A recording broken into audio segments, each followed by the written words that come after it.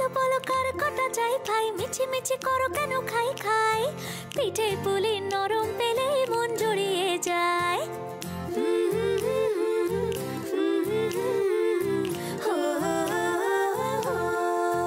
বলো বলো কার কটা চাই ভাই, মিছি মিছি করো কেন খাই খাই, পিঠে পুলি নরম পেলেই মন জুড়িয়ে যায়। বাঙালির মিষ্টি হলেই হয়, গুণীজন বলে শুধু তাই, নারকোল ক্ষীর নলেন গুড়ের পাটি সাপটা চাই। মোদের বলতে নাহি লাজ, মোদের মিষ্টি খাওয়াই কাজ, মোদের বলতে নাহি লাজ, মোদের মিষ্টি খাওয়া কাজ। দুধ পুলি আর মালপোয়াটা জমিয়ে বসে খায়।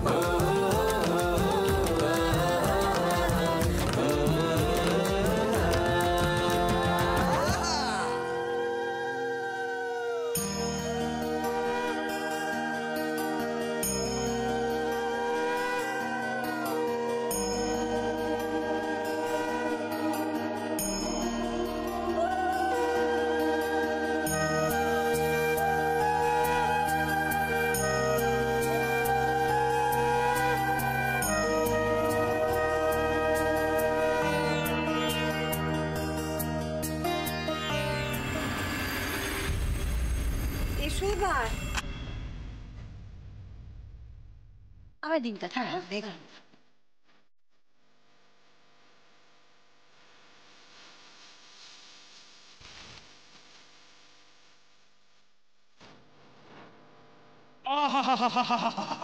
এই গোটা ভট্টা মানে নতুন গুড় আর নতুন চালের গন্ধে মমক করছে, এত কিছু দেখেছো?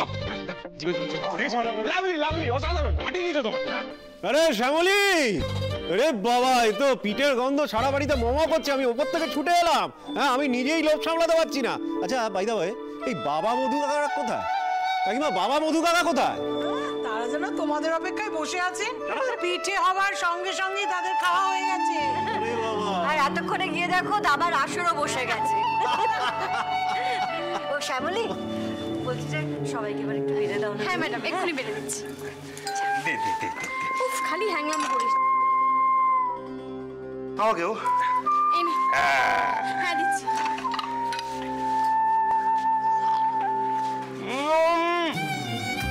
অমৃত অমৃত হয়েছে, অমৃত। না আসলে কি বলতো, মানুষটা তো একটু মিষ্টি, এই চড়া মিষ্টি আমার হেভি লাগে। হ্যাঁ, কোথায় যদি পাঠিয়ে দিস, পাঠিয়ে দিস। ছক্কা, একদম ছক্কা, অসাধারণ হয়েছে রে। হ্যাঁ রে, তুই তো মানুষটা মিষ্টি, এত মিষ্টি যে নিজে না বললে কেউ বুঝতেই পারে না মিষ্টি। এটা কি বললি? না না, এটা এটা এটাও কি বললো? না, এই কথাগুলো বলার মানেটা কি? পায়ের ওপর পাত্র ঝগড়া করা নয়, এই জন্য তুমি কাজ করি। একদম ঠিক করে। আরে বাবা, এসব ঝগড়া থামাও। লিস্টে কিন্তু অনেক পিঠে আছে। আমি বলি কি, তুমি না এই মুগ ডালের পিঠেটা ট্রাই করো। দাও দাও দাও দাও দাও, এটা কিন্তু আমার ফেভারিট। ঠাম্মি, এই না, এটা কিন্তু কতবার মেয়েটাকে বলেছি দুম করে এরকম খাবারে হাত দিবি না, একটা মধ্যে কিছু দিয়ে তুলবি। আর কথা কে শোনে বলতো? দাঁড়িয়ে আছে বলছি, এরকম পিঠে খেতে খেতে কি করে তোমরা কথা বলছো? আমি তো মানে কি বলবো মানে ভাষা খুঁজে পাচ্ছি না, ভাষা খুঁজে পাচ্ছি না।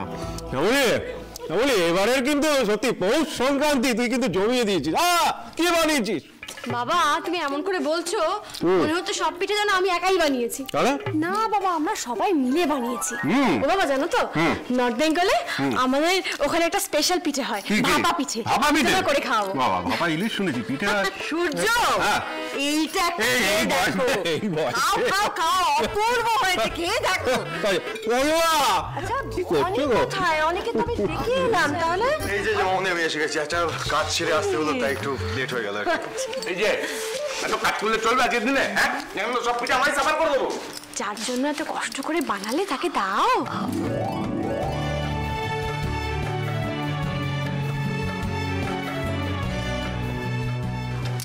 অনিকেত, বলছি এটা দিয়ে স্টার্ট করো। ঠিক আছে।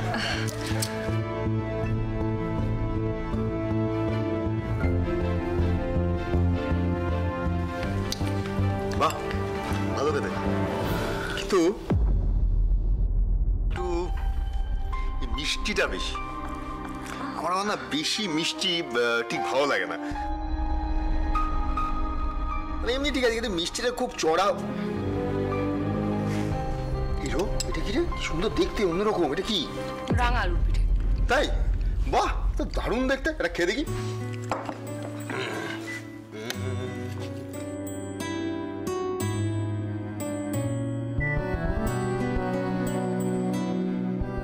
হাত দিয়ে খা। হাত দিয়ে খাচ্ছি, হাত দিয়ে খাচ্ছি। অপূর্ব। ঠিক আমি যেরকম মিষ্টি খেতে পছন্দ করি সেরকম একটা পারফেক্ট ব্যালেন্স আছে, বেশি মিষ্টি না, ঠিকঠাক, দারুণ খেতে। স্যার না অনন্যার বানানো পিঠাটা মুখের ওপর খুব মিষ্টি হয়েছে বলে দিলেন। ইস, বেচারি খুব কষ্ট পেয়েছে, কি করি এবার? আচ্ছা খাই, আচ্ছা খাই। শ্যামলী বানিয়েছে, মানে ভাবা যায় রাঙা আলুর পিঠে।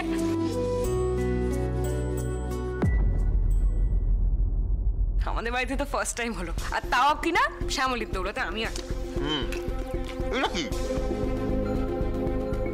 মুগ ডালের পিঠে। খা। এটাও তো ভালো, ঝাল মিষ্টি, অপূর্ব খেতে শ্যামলী।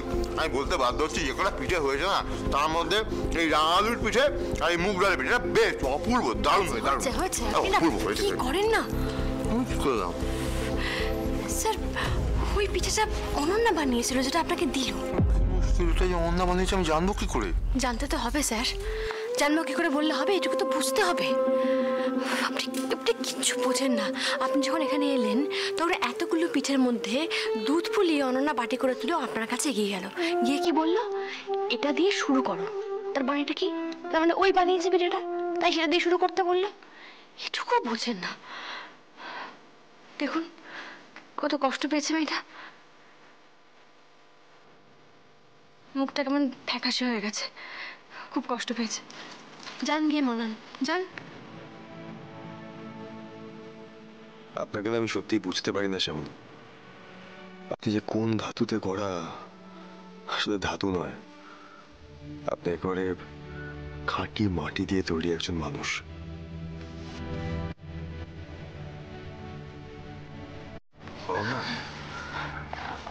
সরি, আমি সত্যি জানতাম না যে ওটা তুমি বানিয়েছিলে। সরি। আরে ঠিক আছে, মানে তুমি জানতে না বলেই তো ঠিক কথাটা বলেছো না। যদি জানতে তাহলে তো আমার মন রাখার জন্য মিথ্যে করে বানিয়ে বলতে। আরে না না, সেটা কথা নয়। আসলে বিষয়টা হচ্ছে, আমি আসলে ভাবতেই পারিনি যে তুমি রান্না বান্নার মধ্যে, মানে আমি তো জানি তুমি এগুলোর মধ্যে পুরো ইনভলভ নাও, তুমি তাও এত কষ্ট করে সব কিছু বানালে, আর আমি ওরকমভাবে বলে দিলাম যে আমার ভালো লাগেনি ওটা। আই এম সো সরি, আমার বলাটা উচিত হবে। ভালো লাগেনি বলেই তো বলেছো, সরি বলার কোনো দরকার নেই অনিকেত, ইটস ওকে। স্যার নিশ্চয়ই সরি বলেছেন অনন্যাকে। সত্যি মানুষটা আসলে খুবই ছেলে মানুষ, বুঝিয়ে না বললে কোনো জিনিসই বোঝেন না। দাদা, তাও তুমি তো যত্ন করে একটা এফার্ট দিয়েছো, আমার সেই এফার্টটাকে অ্যাটলিস্ট সম্মান করা উচিত ছিল। Please sorry, sorry. ব্যাস, আর এতবার সরি বলার কোনো দরকার নেই। আচ্ছা তাহলে অন্য একটা কথা বলি, ওই তুমি যেটা বানিয়েছিলে দুধ ফুলিটা আমাকে একটু দেবে? এই না না থাক, ওটা আর খেতে হবে না তোমার। আরে কি মুশকিল, আমি সত্যি সত্যি খেতে চাইছি, দাও না। পাক্কা? হ্যাঁ।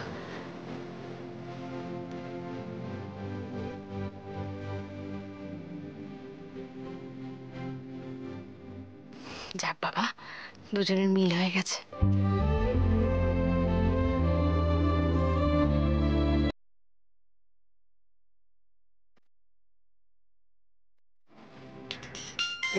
ফোন এসছে। Thank you, thank you, thank you. যাওয়ার সময় আবার কে ফোন করলো? না সূর্য প্লিজ, এখন কিন্তু আমাদের ফ্যামিলি টাইম। তুমি কিন্তু বলেছিলে কোনো ফোন অ্যাটেন্ড করবে না এখন। না না, এটা মনে হচ্ছে কোনো অফিসিয়াল ফোন। হ্যালো,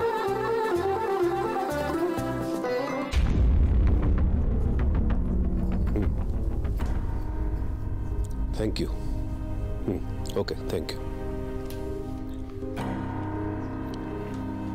অরুকে কালকে ওরা কোর্টে তুলছে, থানা থেকে ফোন করেছিল।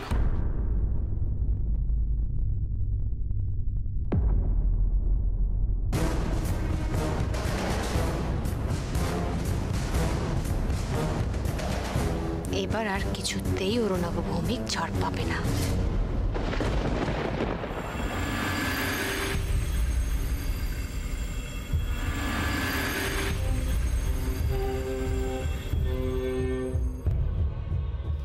কেস নাম্বার 123, স্টেট বনাম অরুণাভ ভৌমিক।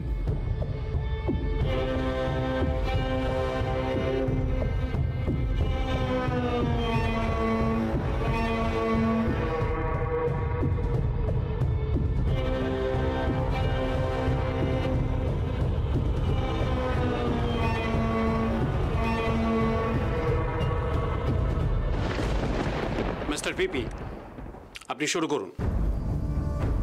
ইওর অনার, অরুণাভ ভৌমিকের বিরুদ্ধে দুটো অভিযোগ আছে এবং এই দুটো অভিযোগই মারাত্মক।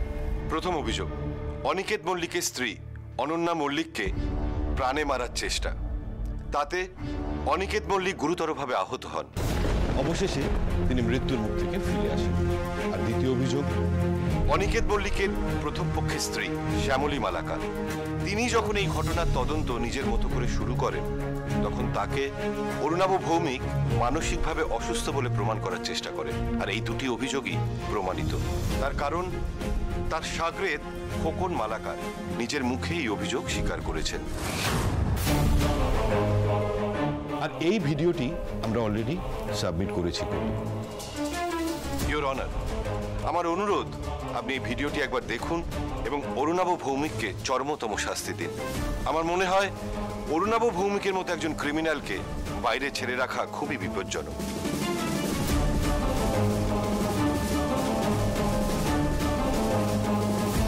সার্ভিস সেন্টারে কাজ নেওয়া থেকে শুরু করে গাড়ির ব্রেক শু কেটে দেওয়া, তারপরে দিদির মুখ বন্ধ করার জন্য ওকে মানসিক রোগী হিসেবে প্রমাণ করা, সবই করেছি আমি এই অরুণাভ ভৌমিকের কথায়।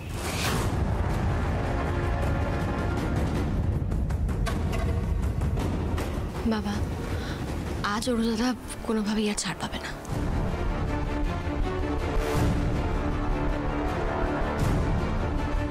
ধর্মাবতার, এতক্ষণ আমার বিপক্ষের বন্ধু লম্বা গল্প শোনালেন, কিন্তু আজকে আমাদের এই কেসের একটাই বিষয়, অনিকেত মল্লিককে খুনের চেষ্টার জন্য আসল দোষীকে শাস্তি দেওয়া।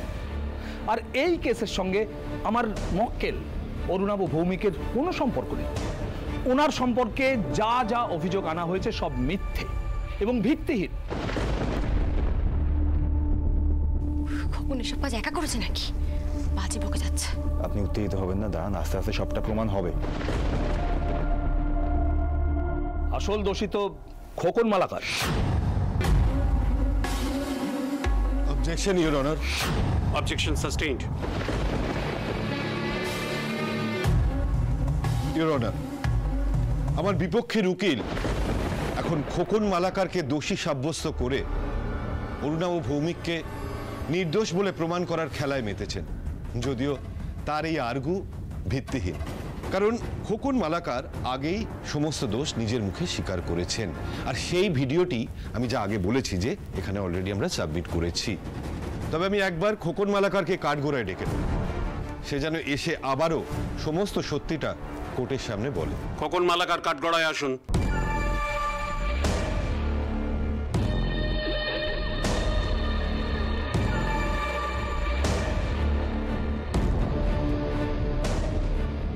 বলুন, যাহা বলিব সত্য বলিব, সত্য বই মিথ্যে বলিব না।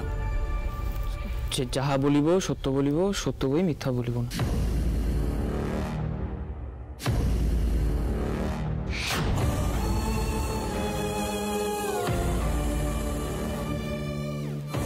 আপনি আগের দিন ভিডিওতে যা যা বলেছিলেন, অরুণাভ ভৌমিক আপনাকে যা যা করতে বলেছিলেন, সেগুলো আর একবার সবিস্তারে মহামান্য আদালতের সামনে বলুন।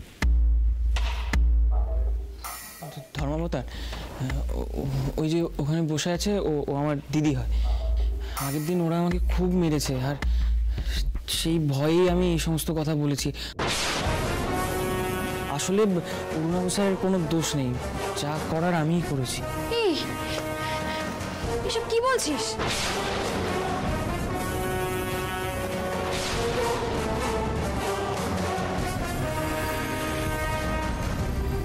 তোমাদের পরিবারের সমস্ত দায়িত্ব আমরা নেব। প্রত্যেক মাসে মাসে টাকাও পাঠাবো। শুধু কোর্টে খোকনকে বলো সমস্ত দোষ নিজের ঘাড়ে তুলে নিতে। কিন্তু ওই যে একটাই পুরুষ মানুষ আছে আমাদের সংসারে, আর ঠাকুরপো না থাকলে আমাদের তো সবাই চিড়ে খাবে।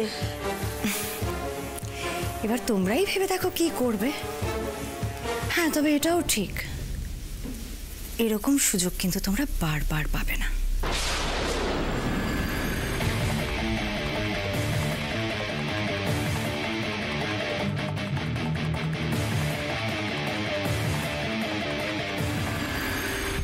কি বলছো? এই তো দারুণ প্রস্তাব। কিন্তু ঠাকুরপো তুমি না থাকলে আমাদের কি হবে? বাচ্চাটাও তো আছে। ওগো, তুমি সারা জীবন জেলে থাকলে আমাদের কি হবে? আরে ধুর, কিচ্ছু হবে না। আর কত মেয়ে মানুষই দেখা থাকে, আর কয়েকটা তো মাসের ব্যাপার। দেখবে কিছুদিন পরে অরুণাভ স্যার ঠিক কোনো ভালো উকিল লাগিয়ে আমাকে ছাড়িয়ে নেবেন। তুমি নিশ্চিত তো? আরে হ্যাঁ রে বাবা, হ্যাঁ।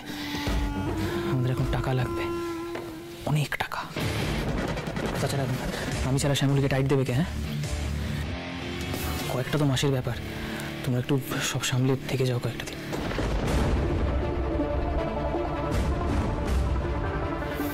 আরে চিন্তার কিছু নেই, অরুণাভ স্যার ভালো লোক। তাছাড়া দিদি তো আমাদের আর দেখবে না, আমাদের অনেক পয়সা, সে টাকাগুলো আমাদের চাই। হ্যাঁ, মনে রাখবে যার কাছে টাকা আছে তাদের কাছেই ক্ষমতা আছে। এই পয়সাওয়ালা লোকগুলো লগে লগে থাকতে হবে আমাদেরকে। আর তোমরা বেশি ঝামেলা করো না, টাকাটা নিয়ে নাও, বুঝলে? আর দরটা একটু বাড়িয়ে নেবে, লাখখানেক টাকা বেশি বলবে। যদি ওরা রাজি হয়ে যায় তাহলে বুঝবে ওরা ওদের কথা রাখবে। আর শোনো, আমাকে জানিয়ে দিও টাকাটা ওরা বাড়িয়েছে কিনা। হ্যাঁ, তাহলে আমি ওদের প্রস্তাবে রাজি হয়ে যাব। কেন করেছিলেন আপনি এই কাজ? পুলিশের কাছে মিথ্যে সাক্ষী দেওয়ার অর্থ বোঝেন আপনি? ভয় পেয়ে ধর্মাবতার, এই ওনারা আমায় এত ভয় দেখিয়েছেন, আমি ওই ভয়ের চোটে এই কথা বলেছি। আসলে আসলে অরুণাভ স্যার খুব ভালো লোক, ওনার কোনো দোষ নেই।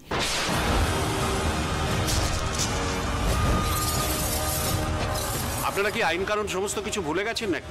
আপনাদের বারবার বারণ করা হয়েছে, তা সত্ত্বেও আপনারা সাক্ষী নিচ্ছেন জোর করে। ইওর অনার, পুলিশ ডিপার্টমেন্টের এখানে কিন্তু কোনো রকম দোষ নেই। খোকন মালাকার কাঠগোড়ায় সম্পূর্ণ মিথ্যে কথা বলছেন। হ্যাঁ ধর্মাবতার, উনি একদম সঠিক কথা বলছেন। খোকন আমার ভাই, আমার নিজের ভাই, তাই আমি বলছি ও মিথ্যা কথা বলছে। আমাদের প্রত্যেকের সামনে ও নিজের মুখে বলেছে যে অরুণাভ ভৌমিক ওকে দিয়ে সব কাজ করিয়েছে। সেই ভিডিও আছে আমাদের কাছে। ধর্মাবতার, দয়া করে একবার ভিডিওটা দেখুন না। অর্ডার, অর্ডার, আপনি বসুন। আমি তো ভিডিও দেখলাম, কিন্তু এই ভিডিওটা কি ম্যাজিস্ট্রেটের সামনে নেওয়া হয়েছে? আপনারা কি আইন কানুন সমস্ত কিছু ভুলে বসে আছেন? আপনারা কোর্টটাকে ইয়ার্কির জায়গা পেয়েছেন। আপনারা ভুলভাল কথা বলবেন না, বললে আমি কোর্টরুম থেকে সবাইকে বার করে দেবো। আপনারা আইন মোতাবেক কাজ করুন, আইন মেনে কথা বলুন। দেখেছিস গরুটা কত বড় শয়তান, পুরো দোষটা খোকনের ঘাড়ে চাপিয়ে দিচ্ছে। ইওর অনার, এই অরুণাভ ভৌমিক কিন্তু একজন সাংঘাতিক মানুষ। তিনি আগেও বহুবার এই অনিকেত মল্লিকের পরিবারের ক্ষতি করার চেষ্টা করেছেন, আর যদিও প্রতিবারই তিনি প্রমাণের অভাবে নানা অছিলায় তিনি আইনের জাল থেকে বেরিয়ে গেছেন।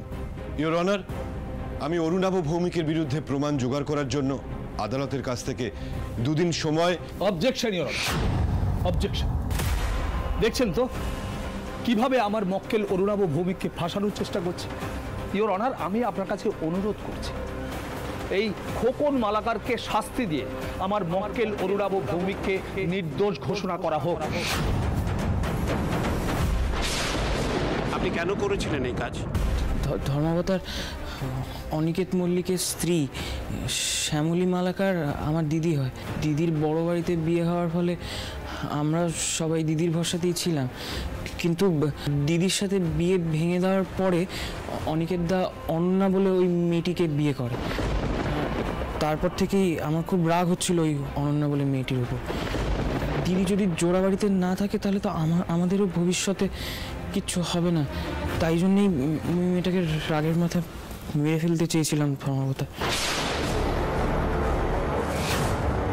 বেশ, তাহলে আপনি বেছে বেছে অরুণাভ ভৌমিকের নামটাই নিলেন কেন? কারণ ওই বাড়িতে বাকি সবার সাথেই দিদির খুব ভাব, অন্য কারোর কথা বললে বিশ্বাস করতো না। ধর্মাবতার, আমি খোকন মালাকারকে কিছু প্রশ্ন করতে চাই।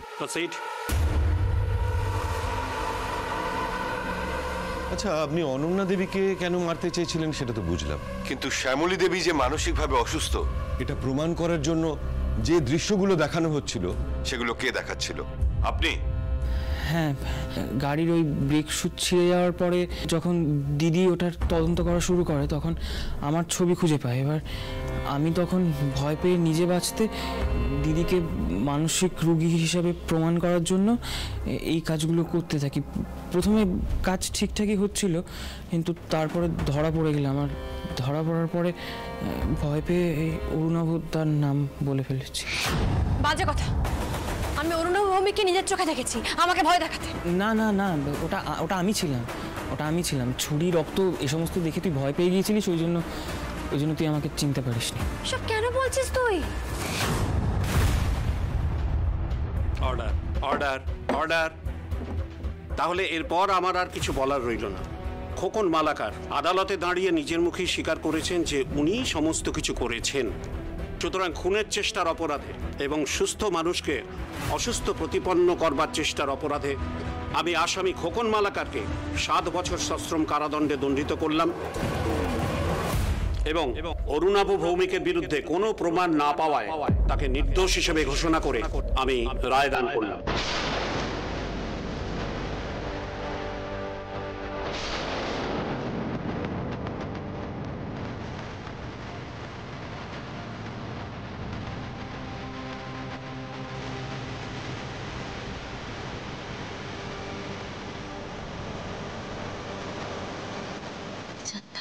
আমি জানতাম তুমি ছাড়া পেয়ে যাবে। হ্যাঁ, সেই উনি তো ছাড়া পেয়ে গেলেন, এদিকে আমাদের তো সর্বনাশ হলো। এখন ঠিক সময় টাকাটা পেয়ে গেলে হয়। দেখো ঠাকুর, আমরা যেন কোনো অসুবিধায় না পড়ি। কিন্তু কি জানো তৃষা, আমার না শ্যামলীর মুখটা দেখে খুব কষ্ট হচ্ছে। ভালো করে দেখো, মনে হচ্ছে কে যেন ওর মুখে চুনকালি লেপে দিয়েছে। এবার তো আমি জোড়া বাড়িতে বুক ফুলিয়ে ঢুকবো, দেখি কে আমাকে আটকায়।